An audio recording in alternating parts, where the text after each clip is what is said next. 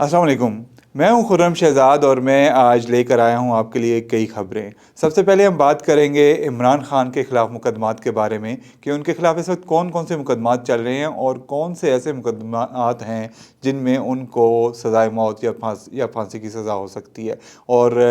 दीगर मुकदमात की क्या तफसीलात हैं और उनको उसमें क्या सज़ा हो सकती है। उसके बाद फिर हम बात करेंगे फैज़ हमीद के बारे में। साबिक़ लेफ्टिनेंट जनरल रिटायर्ड फैज़ हमीद, जिनको गुज़श्ता रोज़ सज़ा सुनाई गई है पाकिस्तान आर्मी की एक कोर्ट की जानिब से 14 साल की मुख्तलिफ़ जराइम में, और कि उन पर मज़ीद कौन से केसेस बन सकते हैं, कौन से ऐसे ख़तरनाक केसेस हैं जिनके बारे में बातचीत हो रही है कि अगर उनके बारे में शवाहिद मौजूद हों और उन पर और अगर वो बातें इल्ज़ामात सच्चे हों तो उन पर कर शवाहिद इकट्ठे करके एक नए मुकदमा फैज़ हमीद के ख़िलाफ़ बनाए जाए हैं जिनमें यकीनी है कि उनको सज़ाए मौत हो सकती है। उनके बारे में हम बात करेंगे और उसके बाद हम बात करेंगे अफ़गानिस्तान में हालात ने कुछ करवट ली है और वो करवट बज़ाहिर बड़ी अच्छी लग रही है और पाकिस्तान के हक़ में जा रही है। इस पर हम बात करेंगे। फिर हम बात करेंगे, आज नवाज़ शरीफ साहब ने अपने कुछ पार्टी के अरकान से मुलाकात की है और उसमें उन्होंने NFC पे एक बात की है जिसमें उन्होंने थोड़ी सी वफाक से हट कर लाइन ली है। वो क्या बात है और उन्होंने क्यों की है और क्यों नवाज़ शरीफ ये पोजीशन ले रहे हैं, उस बारे में हम बात करेंगे। और फिर हम बात करेंगे एक और अहम मामले के बारे में जिसमें आजकल पाकिस्तान काफ़ी पेशरफ्त दिखा रहा है, वो है क्रिप्टो करेंसी के बारे में। पाकिस्तान ने 2 कंपनीज़ को पाकिस्तान के अंदर क्रिप्टो के हवाले से कुछ सरगर्मियाँ करने के लिए इजाज़त दी है। वो इजाज़त किस हद तक दी गई है और उसका क्या मकसद है, इस बारे में बात करेंगे। लेकिन इन तमाम मौज़ूआत पर बात करने से पहले आपको ये चैनल जो है खुर्रम शहज़ाद एक्सक्लूसिव, ये सब्सक्राइब कर लेना चाहिए ताकि इस तरह की तमाम मालूमात आपके पास फ़ौरन और डायरेक्ट पहुँच जाए।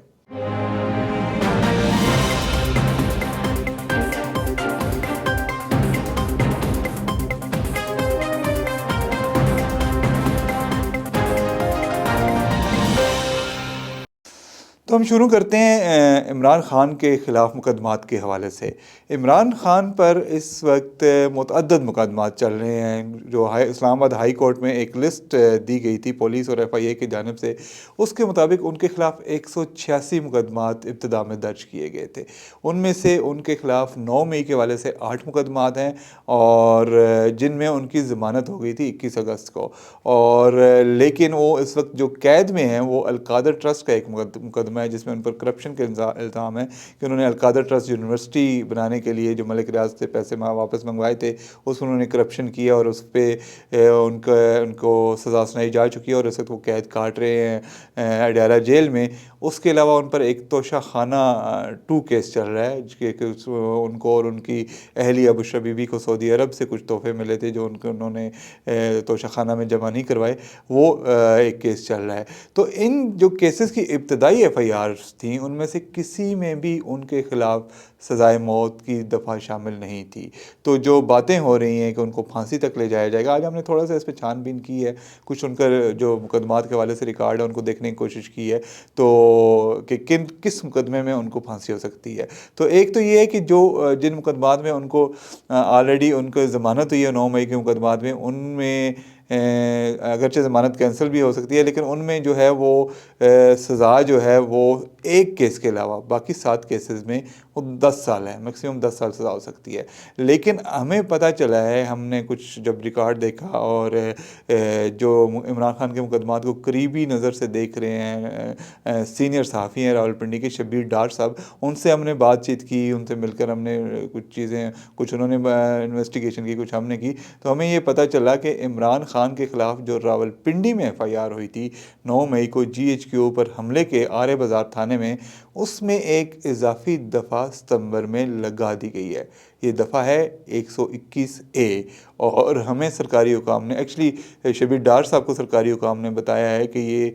इस दफ़ा के तहत इमरान खान को सज़ाए मौत हो सकती है, उनको फांसी दी जा सकती है अगर उनको जुर्म साबित हो जाए और जो जज होंगे उस अदालत के वो उस हद तक चले जाएँ, वो समझेंगे इसमें मैक्सिमम सज़ा दी जानी चाहिए, तो उनको इस मुकदमे में سزائے موت ہو سکتی ہے۔ اس کے علاوہ بھی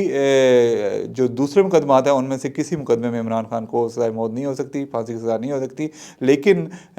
چونکہ سرکار کے پاس کئی آپشن ہوتے ہیں، ان کے پاس اور بہت سارے عوامل ہوتے ہیں، وہ ایف آئی آر کسی بھی وقت درج کر سکتے ہیں اور یہ ایف آئی آر درج کر کے وہ سزا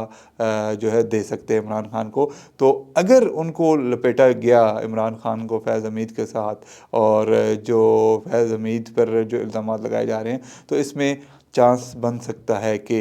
ان کو سزائے موت دے دی جائے۔ لیکن ہم تو ظاہر ہے یہی چاہیں گے کہ اس ملک میں جو ہے وہ تضادات کم سے کم ہوں، کنفلکٹس کم سے کم ہوں، لڑائیاں ختم ہوں، امن کی طرف جائیں، اور کوئی ایسی راہ نکلے کہ ہم لوگوں کو موت دینے یا ان کی پھانسیاں دینے کے بجائے ہم امن کی اور محبت کی اور ترقی کی باتیں کریں۔ بہرحال یہ جو حکام ہیں ان کے فیصلے ہیں، اور جو متحارب گروپ ہیں انہوں نے ایک دوسرے سے کیسے اپنی مخاصمت بڑھانی ہے یا مفاہمت بڑھانی ہے، ان کے کرنے کے کام ہے۔ ہم تو فیکٹس پہ بات کریں، جو فیکٹس کا ہمیں پتہ چلا ہے، اور اس کے تناظر میں ایک کیس ایسا ہے جس میں عمران خان کو سزائے موت دی جا سکتی ہے، اس چیز کا امکان ہے۔ اب آتے ہیں فیض حمید صاحب کی طرف۔ فیض حمید کو جو 4 جرائم میں سزا ہوئی ہے 14 سال، اس کے علاوہ بھی ہمیں بتایا گیا کہ ان کے جرائم کی ایک طویل فہرست ہے، اور بہت ساری ایسے چیزیں ہیں جن کا بھی ذکر ہی نہیں آیا، اور ان کو اگر کھول دیا گیا تو فیض حمید شاید کبھی جیل سے باہر نہیں آئیں گے، بلکہ وہ پھانسی کے پندے تک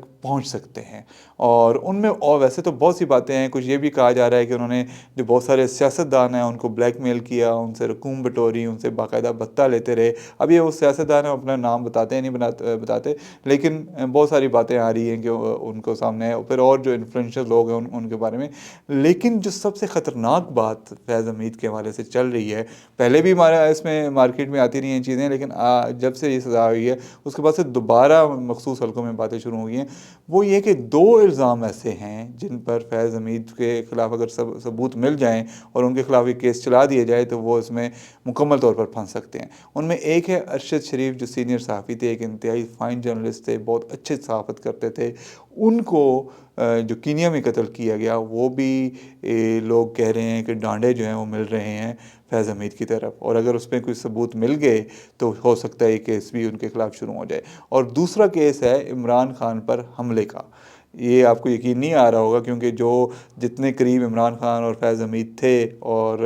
جس طرح سارا ان کو پورٹرے کیا جا رہا ہے کہ عمران خان کے ساتھ ایک ٹیم بن کے انہوں نے کام کیا، اور وہ چاہتے تھے کہ وہ عمران خان انہیں آرمی چیف بنا دیں، اور عمران خان خود 10 سال تک وزیر اعظم رہیں، اور ایک پوری ایک ٹیم تھی، ٹیم ورک تھا۔ تو اس تناظر میں اگر دیکھا جائے تو یہ یقین نہیں آتا کہ عمران خان پر جو وزیر آباد میں حملہ ہوا تھا اس کے پیچھے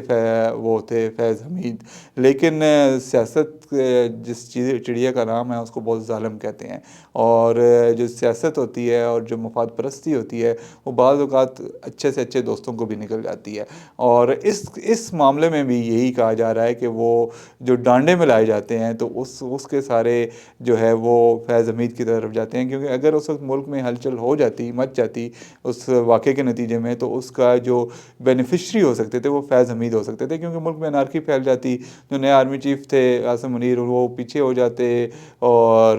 فیض حمید کو شاید موقع مل جاتا یا بغاوت ہو جاتی، جو بھی ان کو پیچھے پلاننگ ہو سکتی ہوگی وہ ہو سکتی ہے، اور یہ کسی حد تک کی باتیں ٹھیک لگتی ہیں۔ میں آپ کو ذاتی تجربہ بتاؤں کہ جب یہ واقعہ ہوا عمران خان پر فائرنگ کا، میں خود اس وقت اس کنٹینر کے اندر موجود تھا، اور جو لوگ وہاں پہ موجود تھے، جتنا وہ کراؤڈ تھا، اور جو لوگ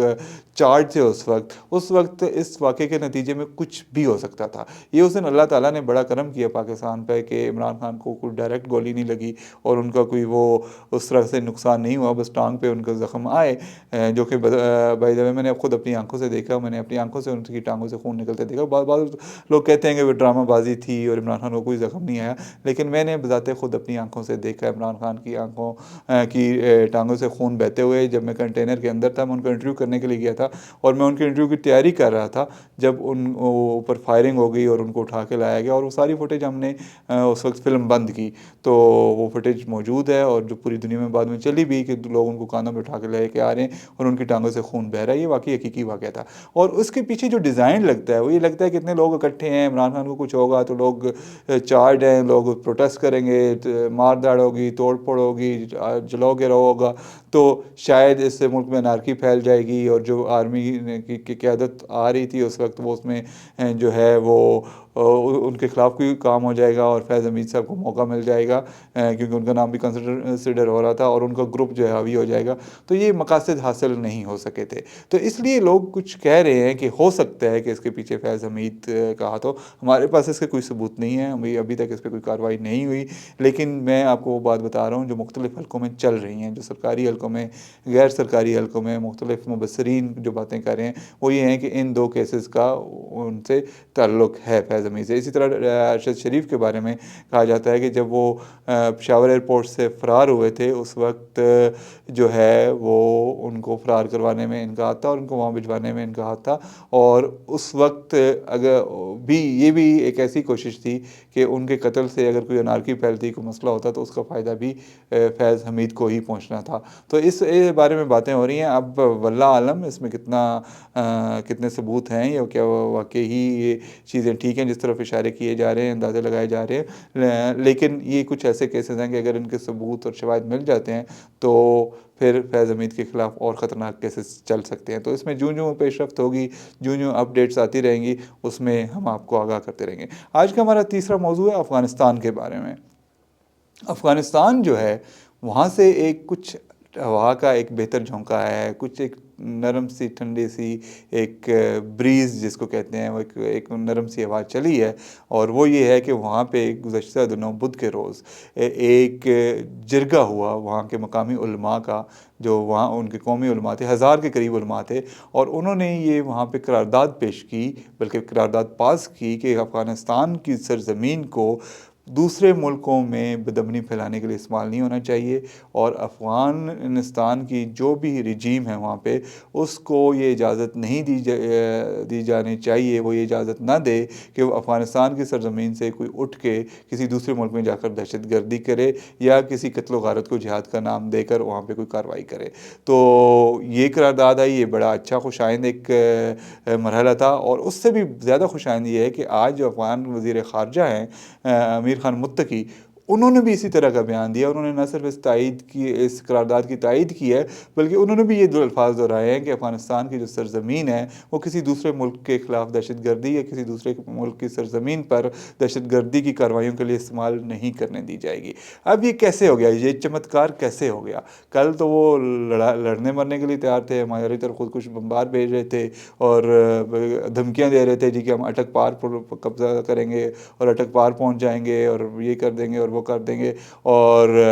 آج وہ کہہ رہے ہیں جی کہ نہیں، ہم اپنی سرزمین کو استعمال نہیں ہونے دیں گے۔ یہ کہتے ویسے وہ پہلے بھی رہے ہیں کہ ہم نہیں ہیں، لیکن وہ سیاسی بیان بازی کی حد تک تھا، لیکن اس دفعہ لگ رہا ہے کہ وہ جو علماء کی قرارداد آئی ہے اس کے وہ ایک گراؤنڈ کے طور پر استعمال کیا جا رہا ہے، اور اس گراؤنڈ کو بیس بنا کے اب جو افغان رجیم ہے وہ تھوڑی سی کچھ کوشش ایسا کرنی چاہ رہی ہے کہ وہاں پہ جو دہشت گرد گروپ ہیں ان کو روکے پاکستان کی طرف آنے سے اور یہاں کارروائیاں کرنے سے۔ یہ کیسے ہو گیا؟ آپ کے علم میں ہے کہ قطر نے اور ترکیہ نے اس میں مذاکرات کروانے کی کوشش کی، پاکستانی وفود اور افغان وفود بھی پہلے دوحہ گئے، پھر استنبول گئے، وہاں مذاکرات ہوتے رہے، لیکن اس کا کوئی نتیجہ نہیں نکل سکا۔ پھر 2 ہفتے پہلے جو ایک سعودی عرب کی طرف سے ایک کوشش کی گئی، اور سعودی عرب میں پاکستان کے سینئر انٹیلیجنس حکام اور افغانستان کے بھی انٹیلیجنس حکام وہاں گئے اور وہاں بات چیت ہوئی، جس کے بارے میں ابتدائی طور پر ہمیں اطلاعات ملی تھی کہ وہ ناکام ہو گئی ہیں، کیونکہ حکومتی سطح پر کوئی اس کی بیان جاری نہیں ہوا تھا۔ تو یہی اطلاعات آ رہی تھی کہ وہ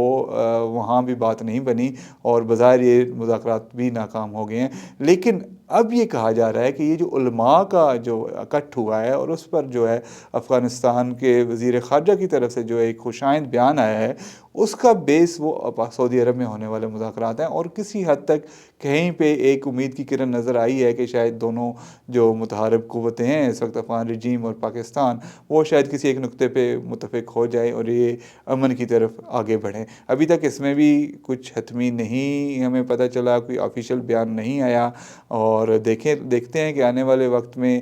کیا ہوتا ہے۔ اس پہ ہم امید کر سکتے ہیں کہ اس میں دونوں حکومتیں جو ہیں وہ تعاون کریں گی ایک دوسرے کے ساتھ اور امن کی طرف بڑھیں گی، تو اب اس کا دیکھنا ہے کہ آنے والے وقت میں اس کے پھر کس طرف پیش رفت ہوتی ہے۔ لیکن ہم دعا یہی کرتے ہیں کہ امن کی طرف بڑھیں، اور دونوں جو اسلامی ممالک ہیں، برادر اسلامی ممالک ہیں، ان کا سرحد مشترکہ ہے، ان کے کاروبار مشترکہ ہیں اور بہت ساری چیزیں مشترک ہیں، تو ایک مل جل کے امن سے رہیں۔ لیکن اس کا جو وہ کہتے ہیں نا، جو اس کی ذمہ داری ہے وہ افغان رجیم پہ ہے، افغان طالبان رجیم پہ ہے۔ اگر وہ واقعی اپنے بیانوں کا پاس کریں گے، جو بیان دے رہے ہیں ان کا پاس رکھیں گے، اور وہاں سے دہشت گردی کو روکیں گے، وہاں کے دہشت گرد گروپوں کا قلعہ کما کریں گے، پاکستان کو مطلوب افراد پاکستان کے حوالے کریں گے، تو آگے امن ہوگا۔ لیکن اگر وہ اس کو صرف بیان بازی کی حد تک رکھیں گے، کہ اگر کسی تیسرے دوست ملک نے کہہ دیا کہ کنٹرول کرو، تو انہوں نے بیان دے دیا، اور 2 ہفتے بعد پھر کسی بمبار کو، خودکش بمبار کو بھیج دیا، تو پھر یہ دال گلنے والی نہیں ہے بھائی۔ پھر پاکستان فوج اپنا ایکشن کرے گی، اور پاکستان کے پاس یہ پورا رائٹ ہے کہ پاکستان ان کے خلاف جائے، افغانستان کے اندر جائے اور ان کے ٹھکانے تباہ کرے۔ تو دیکھنا ہے کہ افغان حکومت اس پر کتنی اور کس حد تک ثابت قدم رہتی ہے، تو یہ بھی آنے والے دنوں میں اس پر مزید کلیئرٹی آ جائے گی اور پتہ چل جائے گا۔ ایک اور جو اہم آج پیش رفت ہوئی ہے، وہ نواز شریف صاحب کی ایک میٹنگ ہوئی ہے گلگت بلتستان کے مسلم لیگ نون کے نمائندوں سے، غالباً اس میں کشمیر کے لوگ بھی کچھ تھے، تو ان سے ان کی ملاقات ہوئی ہے، اور اس پہ انہوں نے اس ملاقات کے دوران ان نمائندوں سے گفتگو کرتے ہوئے ایک بیان دیا ہے۔ انہوں نے کہا ہے کہ یہ جو نیشنل فائنانس کمیشن ایوارڈ ہے، جو وفاق صوبوں کو پیسے دیتا ہے، یہ کوئی بھیک نہیں ہے، یہ ہمارا حق ہے صوبوں کا۔ اور انہوں نے کہا جی کہ میں شہباز شریف صاحب سے بات کروں گا، جو وزیر اعظم ہیں، ویسے تو ان کے چھوٹے بھائی ہیں، لیکن انہوں نے کہا جی وزیر اعظم شہباز شریف سے بات کروں گا کہ وہ یہ جو ہے NFC یہ دیا کریں صوبوں کو، اور یہ فوراً جاری کر دیا کریں، اس میں کوئی تاخیر نہیں ہونی چاہیے، اور یہ مناسب جو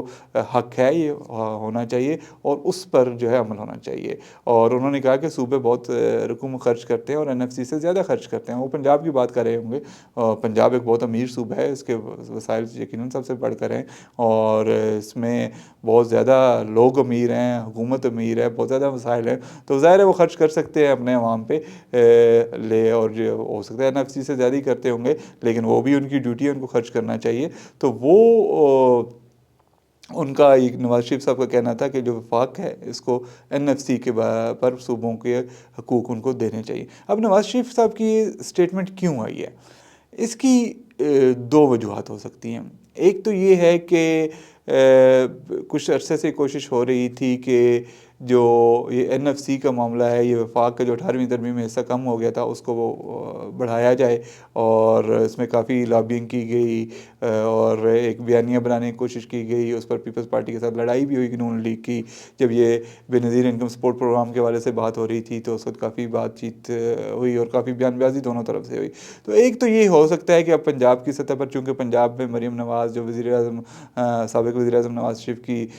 بیٹی ہیں، وہ چیف منسٹر ہیں، تو ہو سکتا ہے ان کے بھی آپ سے بات آئی ہو۔ لیکن اس کا ایک اور جو پہلو مجھے زیادہ لگ رہا ہے وہ یہ ہے کہ یہ لنک ہے کشمیر کے ساتھ، آزاد کشمیر کے ساتھ اور GB کے ساتھ۔ اگلے کچھ ماہ میں آزاد کشمیر اور گلگت بلتستان دونوں میں انتخابات ہونے جا رہے ہیں، اور جو ہماری اطلاعات ہیں اس کے مطابق پہلے یہ مقتدر حلقوں میں طے ہوا تھا کہ کشمیر میں پیپلز پارٹی کی حکومت بنائے گی، اور گلگت بلتستان میں مسلم لیگ نون حکومت بنائے گی، اور اس کے جو سابق وزیر اعلیٰ ہیں حافظ حفیظ الرحمان، جو کہ آج وہ بھی ملے ہیں نواز شریف صاحب سے اور اس ملاقات میں موجود تھے، وہ حکومت بنائیں گے۔ لیکن اب ہمیں یہ پتہ چل رہا ہے کہ جو مسلم لیگ نون ہے وہ کوشش کر رہی ہے کہ کشمیر اور GB دونوں میں 2/3 اکثریت حاصل کرے، اور اس کے لیے نواز شریف بہت جلد اپنی ایک مہم شروع کرنے والے ہیں۔ وہ کشمیر بھی جائیں گے، وہ گلگت بلتستان بھی جائیں گے، اور وہاں جا کے جلسوں سے خطاب کریں گے، مختلف اجلاسوں میں شرکت کریں گے، اور وہاں پر وہاں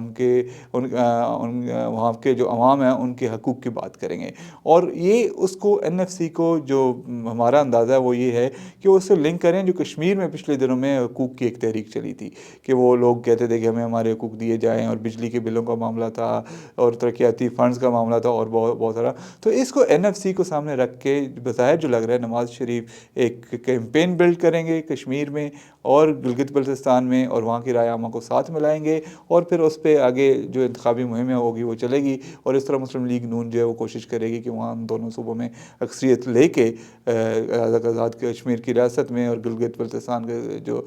پاکستان کا صوبہ ہے نیم صوبہ، اس کو نیم صوبے کا اسٹیٹس ہے، اس کو وہاں پر انتخابات جیت کر 2/3 اکثریت حاصل کرنے کی کوشش کرے گی تاکہ وہاں پہ حکومت بنا سکے۔ اس میں ابھی کچھ ماہ لگیں گے اور آئندہ جو آنے والے مہینے ہیں وہاں خوب چہل پہل ہوگی ان دونوں علاقوں میں۔ تو اب دیکھتے ہیں کہ مسلم لیگ نون اپنی اس خواہش کو کس حد تک پائے تکمیل تک پہنچا سکتی ہے اور کس حد تک آگے بڑھ سکتی ہے، اور نواز شریف جنہوں نے آج یہ سے ایک نئی اپنی کوشش کا آغاز کیا اس میں کس حد تک کامیاب ہوتے ہیں۔ وہ بھی جوں آگے بڑھتے جائیں گے ہم آپ کو اپڈیٹس سے آگاہ کرتے رہیں گے۔ اور اس کے علاوہ آج ایک بہت اچھی بات ہوئی ہے کہ پاکستان نے 2 انٹرنیشنل جو ایکسچینجز ہیں جو کرپٹو کرنسی میں ڈیل کرتی ہیں، اس میں ایک بائنانس ہے اور ایک HTX ہے، ان کو لائسنس جاری کی ہیں پاکستان کی ورچوئل ایسٹس ریگولیٹری اتھارٹی نے۔ وہ ان 2 کمپنیوں کو انہوں نے لائسنس جاری کی ہے کہ وہ یہاں پر اپنے کاروبار شروع کرنے کے لیے تیاری کریں اور مشاورتی سرگرمیاں کریں، لیکن ان کو یہ جو لائسنس جاری کیے گئے ہیں اس میں ان کو یہ اجازت نہیں ہے کہ وہ مکمل آپریشن شروع کر سکیں۔ ان کو فی الحال صرف تیاری اور اپنی مشاورتی سرگرمیوں کے لیے اجازت دی گئی ہے کہ وہ یہاں پہ شروع کر سکتے ہیں تاکہ اس کاروبار کو پاکستان میں باقاعدہ ایک ریگولر طریقے سے آگے بڑھایا جائے۔ تو اب اس پہ ان کی سرگرمیاں شروع ہو جائیں گی، جس کے بعد پاکستان میں کرپٹو انڈسٹری میں